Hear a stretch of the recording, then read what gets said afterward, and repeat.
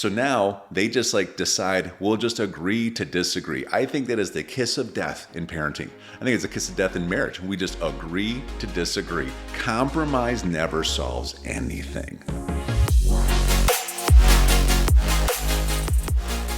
Hello, everyone. We are Greg and Jacquie Francis, and welcome to High Performance Parenting, where our passionate goal is to encourage you to raise champion children in a crazy world. Every week, we will bring you multiple episodes from our extensive experience of raising our six happy, healthy, successful, godly kids who are confidently equipped to win big in life. We deeply believe that any parent who is provided with the right knowledge and continual support can raise amazing kids. And when they do, all of our futures get better. If raising up future generations of absolute champions matters to you as much as it does to us, here's how you can contribute. Like and share this podcast with everyone you know. And together, let's embrace this journey of raising champion kids in a crazy world. Hey guys, welcome back. Podcast number 17. And we're super excited today. The topic today that we want to talk about is about being on the same page as husband and wife. Kind of our thoughts behind it, our philosophy, how it kind of works for us. It was a new concept to us a long time ago when we first came up with this.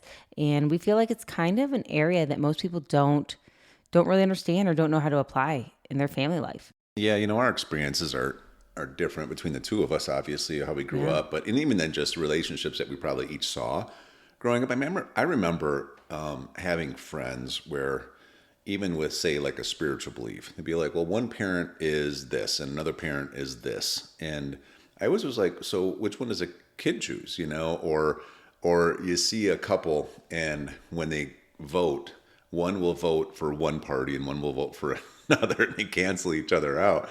Or you just see, you just see these disconnects, right? Yeah. I mean, we've seen it with some of our friends, even financially, how they split up everything and how they manage money, how they I'm going to do it my way and you have your own separate thing over you do here. it your way. And all this stuff. And we're not trying to judge anybody. We're just, for us, again, this is high performance parenting. Our job, we believe, is to raise champion children in a crazy world. And in order to be able to do that, where I feel like there is so much opposition against the betterment of our children's lives, it is so unified. In other words, a lot of evil, I think, is just so much more unified than good. And I think that's why evil expands sometimes, because good isn't unified enough. Well, and it starts from the top down, right? So that's why as parents, you and I had to be unified.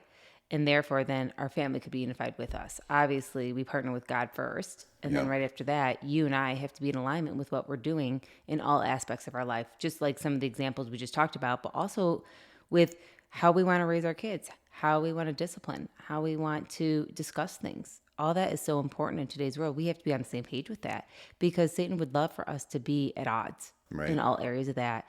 And therefore, then, not only are you and I not unified, but now our family isn't. Yeah, so a couple quick main bullet points about this, I would say is, number one thing for you and I to be unified around is our values. It's like, at the end of the day, with all of the information that's out there about everything, my gosh, Google anything today, and you can get so many differing opinions from so many different types of people with so many different types of foundations in their life or lack of foundations. And I will tell you, they can seem very compelling. They know how to market. They know how to communicate. Some of these people are very skilled at this kind of stuff, and you can get pulled into it. But at the end of the day, for you and I, we have decided that if it's not God's way, it's not our way. If it's not in alignment with biblical truths, then we aren't following it, and we don't care if it's unpopular to do that. We don't care if other people disagree with that. We just know that this is what we hang our hat on, right? And this is what we really unify had to around. define that for us. Like both of us kind of had a different perception on what that looked like, even after reading the word. I mean, you can interpret things your own way or the way you want to interpret them sometimes. And we both have at times. And so we had to sit down and really look at things together, discuss it, actually go back and forth in the discussion a few times, and then come up with what would work best according to what lines up with our values and our faith. You and I have been doing so much leadership coaching and training and high performance training of people for so long. We've built really large teams of people. We've helped super high achievers accomplish a lot more. I mean, we've done a lot of studying leadership, studying how to create performers or performance out of no matter where somebody comes from.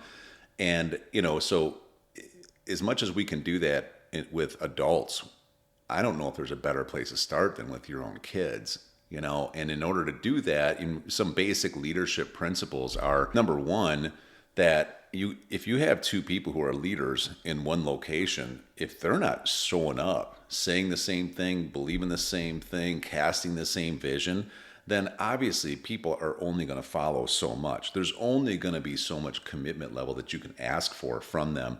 And we want our kids to be committed to truth. We want them to be committed to honor. We want them to be committed to unity, to love, to forgiveness, to, success, all these different categories of life, health. And so you and I know this about leadership.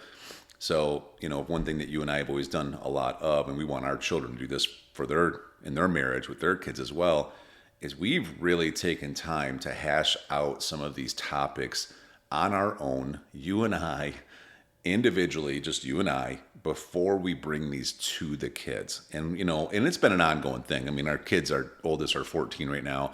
So it's been, 15 years probably of us digging in. Because once we were pregnant, we started being like, okay, like, how do we do this? And what are we teaching here? And what's some resources we can get about this? And do we agree on this? Do we not agree on this? And whatever we didn't agree on, we decided, let's get to agreement here. We're not just going to agree to disagree. Well, yeah. And I think too, it's so much more difficult when little eyes are looking at you all the time. It's so different. Like so many times, maybe you or I would want to make a certain decision, but then you quickly realize these innocent children are trusting us to make these right decisions. And then eventually, as they start communicating their words and speaking more, the way they almost question us if we're not doing what we said we would do as far as our standards or our values. If we're getting off track for a minute, you have these eyes that are looking at us and asking questions, whether they verbally say it or if they with their eyes are saying something to us. Yeah. And so we had to be on the right page together. Otherwise, they were going to let us know that we were off track. Right. It's, the word says to whom much is given, much is required. And I'll tell you what, there's so much blessing in having children. There's so much blessing in being a tight, unified family. There's so much that I can't even imagine life without them anymore. When at one point, it's funny, we couldn't even imagine having them. But, but with that comes a lot of responsibility. And part of that is just doing exactly what we're talking about, where you and I do the deep work. You and I don't just kind of keep pushing things off. I heard you and I both heard this great analogy the other day. We were at a marriage retreat with a guy named Michael Jr. as a comedian. We thought it was just going to be kind of a marriage date night, and it was going to be funny and like a comedy act, but he had some really good information on there, and one of the things, and this is such a valid point for this topic, I think, one of the things he did is he had some people go up on stage. And he said, he challenged the whole audience, first of all, a few hundred people. Oh, that was good. And he said, all right, out of 3 categories, I want you all to stand up to cast your vote of which one you think is the most important when it comes to an item that's really valuable in marriage. Number 1, is it comedy? Number 2, is it compromise? Number 3, is it conflict? So number 1, comedy. Everybody stand up. Of course I stand up. Of course I think... I thought it was funny you stood up. That was good. Yeah. See? That's what I'm saying. Yeah, it works, didn't it? Anyways, number 2, it was compromise. No, man, like 3/4 of the room, easily 3/4 of the room stood up for that one. I think everybody wanted to stand up for that one because we get taught that you got to learn how to compromise in order to have quality relationships. And the third one was conflict, and nobody stood up. Everybody's like, ooh, they're like, who wants that? And because so many of us are also taught to avoid conflict. Well, he puts this couple on stage, and he basically has them come up, and the guy, you could tell he had a personality where he wanted to be on stage. The wife was like, don't you dare raise your hand. And, so they're almost fighting on the way up the steps, which was great. You could see the tension. It was comical, wasn't it? It was comedy. Yeah. And I'm like, oh, this is going to be good. And he has her stand on one side of the stage. He stands on the other, and he tells her, hey, I want you to tell him that you want him to come to you, okay? And I want you to mean it. And he says, but don't you dare move. I don't want you to go to her. You stay there no matter what. And so she says, I think his name was like Larry or something. She's like, Larry, would you please come here? And he's like looking at Michael Jr. He's shaking his head like, don't you do it. And he's like, no. And you could see like the tension just grow, even though we knew that it was like a skit, even though that we knew it wasn't even real. I mean, she started getting pretty uptight. He was uncomfortable, and everybody's just kind of giggling in the crowd because we're all starting to get uncomfortable. Like, this is weird. And he said, ask him again, Larry, please come here. He's like, no. And this goes on again. He does a little talking in between. One more time. Larry, I would like you to come here. Larry takes a step forward. Remember that? Oh, I remember. Michael Jr.'s like, get back there. Yes, he corrected him. Because he was starting to feel like, maybe I should just do this. And my wife's getting so uptight. Maybe I should give in. Right? So much for a fun date night. Yep. Yeah. And he basically says, listen, this is what would happen if we stood at the standoff long enough. Eventually, what are you guys going to do? And they both take steps. They walk to the middle. And he said, give her a quick hug. And everybody, oh, isn't this great? And he said, the reality is it's not. It didn't help anything. He said, because now you have two people who nobody got their way. They never really discussed why. They don't understand it. And now they're going to pretend like it's not a deal. So we can just not have to deal with being in the middle of an argument again, moving on from here forward. However, it's still in there. You're still upset. You still got this resentment building. You're trying hard not to, but you do. And he said, compromise never solves anything. I was like, wow.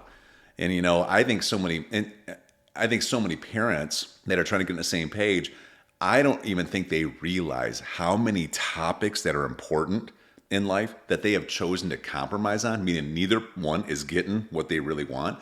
Neither one is really unified with the other one, but they don't want to fight about it. They don't want to have conflict about it. So now they just decide, we'll just agree to disagree. I think that is the kiss of death in parenting. I think it's a kiss of death in marriage. We just agree to disagree. And you know what? So then you take, what he described was, hey, you need to actually deal with conflict. And he said, I want to ask you some questions. He's asking the lady. He said, what kind of emotion? Like, if you just take a minute and let yourself literally just ask the Holy Spirit, ask God right now. I know it's awkward. You're up here on stage in front of people. It's weird. You're probably uncomfortable. He said, but just literally, just try to close your eyes for a second and say, God, why does this bother me so much when I try to ask him to do something, he doesn't do it? And he said, just take a second. It takes like 3 seconds, felt like 30 seconds, He said, did anything pop in your head? And he said, and she said, yeah, it was something. Do you remember? It was something to do with her, I think her mom or something like that. Yeah, well, it went back when she brought it to light that at one point, it was just her and her mom, and her father wasn't there in their life. And for whatever reason, it didn't work out with her parents. And so she never had a father figure, always wanted that. And obviously she watched her mom go through some traumas of not having her husband in her life for whatever reason. And they didn't work out. And she just did not want to get hurt like that again. And she explained that she just comes from a strong woman background, raised by a single mom, and that it was more irritating her that he wasn't listening to her. And that, ultimately, she loved him, meaning her husband, but she was getting angered by the minute because it felt like she was abandoned. Right. So he wasn't doing anything wrong, but yet she needed to ask, what's going on inside of me? Right. What's creating this conflict from me on the inside versus, just looking at the situation and thinking it's the other person or whatever. But the point is, you have to get to the point where you're able to manage this conflict, you're able to dig into the conflict and get to the root of this, what is really happening here? And so, that's just kind of a quick story, what I think has a lot of power to it regarding how, we all need to press in on topics. So, the reality is whatever stuff that we don't get unified on, our kids aren't going to have confidence in, right? I mean, whatever stuff that we're developing a belief system into our children. And if we have a frayed belief system, if we have a disunified belief system, then what are they going to get? Are they just going to ignore ours because they don't know which one to follow? Is it you? Is it me? Do I listen to dad more? Do I listen to mom more? Maybe I want to hear the argument. And then will they even agree to either one of us? And then they come up with their own. And now that's a whole nother layer of well, what the heck? Because I know that happened to me. And I'd hear my dad, he would have certain perspectives on things, and he would disagree with my mom all the time, and he would do it very openly. And he would almost put me in the middle of it sometimes, where it would be, yeah, you know what, your mom always does that. I totally disagree with that. I would never do it that way. I don't even know I should even think like that. Almost like he's trying to get me to buy into his side of it. And then I would hear from my mom, and she would handle it differently. My dad was a very strong, kind of direct kind of guy, so he would do that. And then my mom, she would do it almost in a passive, let me play the victim. I don't know why I get treated this way, but you should kind of believe me. And I don't even know if they really knew what they were even doing. I don't even know if it was really manipulative. I just think they probably grew up that way too. So here I am, and I know what I did. Eventually, I got sick of both sides. And eventually, I just said, I'm not listening to either one of you, And eventually, I couldn't wait to get the heck out of there just because I couldn't stand, like, the disunity around there. I didn't even know how to describe it as a kid, but I knew I didn't like it. And so I always had this desire that there would be some unity. But what happens then is because I never got built into me like a foundation, a root system, if you will, of what to really believe in certain categories, I kind of chose to not believe anything. I kind of chose to just be like, I don't really have a strong opinion about anything. I'm just going to kind of stay out of everything. And you want to talk about a recipe for not becoming a champion. You know what I mean? Especially in today's world, where everybody and their brother, through every form of media and input possible, is trying to convince you to think like them. I mean, it is crazy. And so, so anyways, there's a whole journey behind all of that. But for you and I, we decided that we're going to get on page. We're on the same page. And one of those things that you just said, because you kind of told some of your background here, you kind of opened up about some of that stuff. How about the traumas that came with that for you? And then without me knowing it, and really at the time, because you were still immature in your healing process of this, without you knowing it, we met. And here you bring that in. First of all, I had no clue of your background, because it's not like when we dated, you were like, hey, by the way, let me explain everything. No. I think you held off as long as possible from me. I don't even know if it was that. It was just like, I was so ready to be done with it that I'm just like, if you're coming with me, I'm going somewhere new. I'm not really. But in the process, you didn't heal from it. And so you brought it into our relationship, as I brought my own too. But I'm saying you brought into our relationship without you knowing you did so, and without me knowing the background, right? So then we just start our kind of moving forward relationship, but you can't get rid of the past unless you heal from the past. Correct. It's going to go with you. And it could potentially, and it did in some aspects, affect definitely our relationship. And then at the beginning, our parenting. And even through the years, we've had to work on it, because it doesn't just go away. It was 18 years of your life that you just couldn't forget about. Sure. And so moving forward, I think that's the biggest thing, is if you're in a situation where you or your husband had traumas in your life, which I think we all can assume we all have. Let's not assume any of us had the perfect life or, anything like that. First, you need to get to a healthy place with all that. You need to be open with each other about where your pains are and your hurts are, what you need to heal on, what you need to kind of move forward on. And then also not to make each other kind of have a card to get out of it all the time, but like more or less so that you can understand sometimes their perspective. I mean, sometimes when we disagree about stuff, it's really not even about the thing, it's about some of the pain from your past that maybe you're bringing into the argument that we're having, and vice versa, So I think it's super important. If you're at a position where maybe you're not on the same page with some items in parenting, maybe you have some traumas you need to heal from, so that you actually can get to a place where you can start fresh with your family down. And I will just tell you, you can. You can get to that place, even in the process of healing, being able to move forward with what you want for you and your family, regardless of what the pains of the past were. And I think that's a lot about what we had to do. We had to get to a place where we started our new philosophy, our new standards, in line with what God wanted, in line with what we could do, in line with what was best for our kids, their personalities, our personalities, the dynamics in our family unit. Of course, take some of the good that we learned and make it even better. And today we look forward to, of course, using all the tools that our parents gave us, lots of good tools in the tool belt, but adding more of our own. Mm-hmm. And that's what we want to talk more about, is that today's world's a lot different than when you and I grew up. A lot different. It is. Back in the day, parents did not have to combat against things like social media and against the TV as much, or against even, everybody in your little community as much. Today we are fighting a war to keep the family unit together. Back in the day, it was kind of assumed that you would stay together. And today the divorce rate is so high. Yeah. And it is so scary for kids today to know what the future holds for them. Yeah. Well, I think that's enough for today. We'll continue this in the next one. Okay. See you then. Hey, everyone. Thanks for listening, and thanks for your love and support. We hope that today's episode added tremendous value to you and your family. It would mean so much to us if you would partner with us on our mission of helping parents around the globe raise champion children in this crazy world. To do so, simply take a moment to like and share this podcast with everyone in your network. And we have great news. You get more of us. You can expect new episodes every Monday, Wednesday, and Friday mornings. So be sure to consistently tune in with us and enjoy our show. See you next time.